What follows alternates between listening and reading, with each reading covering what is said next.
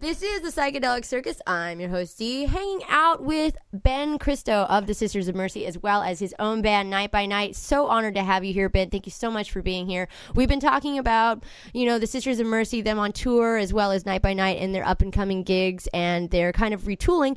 I want to ask you, Ben, what do you think about the music industry today as far as what's going on and what are the changes that you really see that are evident out there? I suppose, as everyone knows, you kind of have to really rethink the way that you present a band now. I find that everyone in this band, well, not everyone, but certainly I, come from a background of sort of growing up in the sort of mid-90s, listening to stuff. There's an element there where you still think in a very album-orientated way. When I write a song, I think, that's a real track 7. That's a real track 2 on side 2, even though even in the 90s I was really out of date. I kept listening to cassettes until about 1999, and I still think in a very kind of side 1 side 2 kind of way.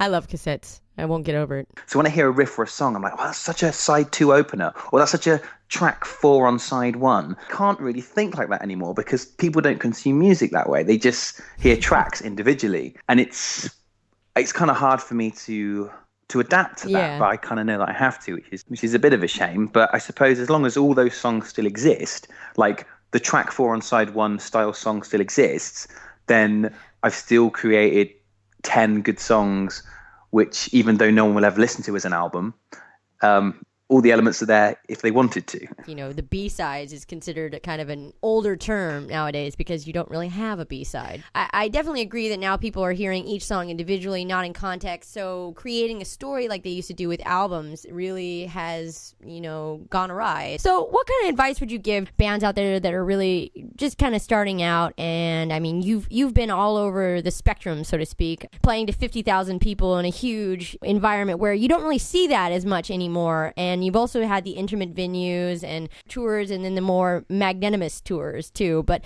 what do you think is really an element that would be something that if you started today, bands just beginning know what they need to kind of make it to a point where they feel like they're doing something?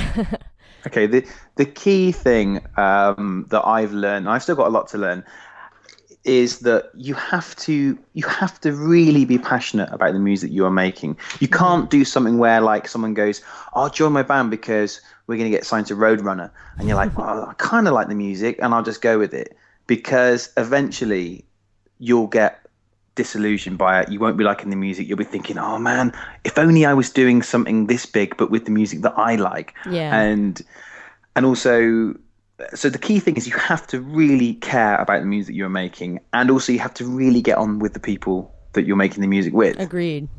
Those, I think, are the two most important things. And if you're in a band situation where you have, much doubt about those things, you should really be rethinking. Because I had a band before, and we kind of did okay.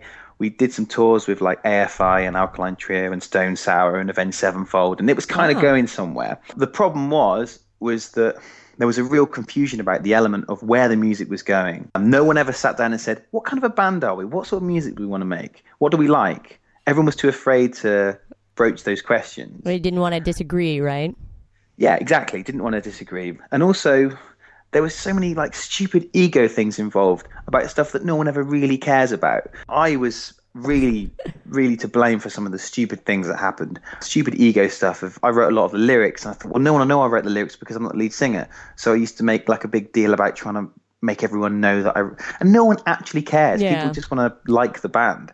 It's hard though when you don't, to get credit. A lot of people, it's hard when you're like a ghostwriter almost, where they give automatically. So many people I see that who don't really know a lot about music will automatically accredit the lyrics with the singer. Of course. But in fact, it could be written by anybody. And you would. And why would you, as a listener, unless you're really into the band, why would you even bother to find out? You just want to like the music. Mm-hmm. So, and the third key thing that I would say is, 1, you've got to love the music. 2, you've got to get on with people. And 3, you've got to think about the good of the band all the time. You've got to think, what can I do which will make this band better? Not what can I do that will make more people think I'm cool, or Those are all the mistakes that I made in the first band. Learn best by other people's mistakes. I definitely follow that motive and a lot in my life. Learning from other people's mistakes is genuine. Well, you're really amazing, Ben, and it's been such an honor to have you here on the show. I'm so glad that you could spare the time to talk with us today. Again, if you folks out there want to take a listen or friend and like Ben Christo's other band, which is Night by Night, and Ben Christo as well has a Facebook, and his last name is spelled Christo, and you can find him there, as well as I'm going to shoot up a link on Psychedelic Circus on Era FM's fan page, as well as Era FM. So those of you who cannot research or cannot find it, you can find it there. Thank you again, Ben, so much for being here. I truly appreciate your time. You're awesome. Thank you so much for being interested and helping us out in this way. And always good to speak to you. Thank you so much for listening to Psychedelic Circus. This is Z here on Era FM Music.